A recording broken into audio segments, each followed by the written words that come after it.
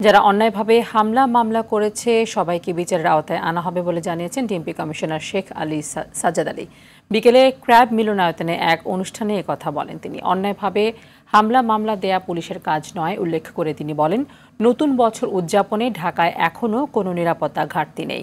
এ সময় জুলাই আগস্টে পুলিশ কর্মকাণ্ডের জন্য ক্ষমাও চান তিনি। পরে ক্র্যাব সদস্যদের সন্তানদের মাঝে শিক্ষাবৃত্তি ও সদস্যদের বার্ষিক ক্রীড়া প্রতিযোগিতায় বিজয়ীদের পুরস্কার তুলে দেন তিনি।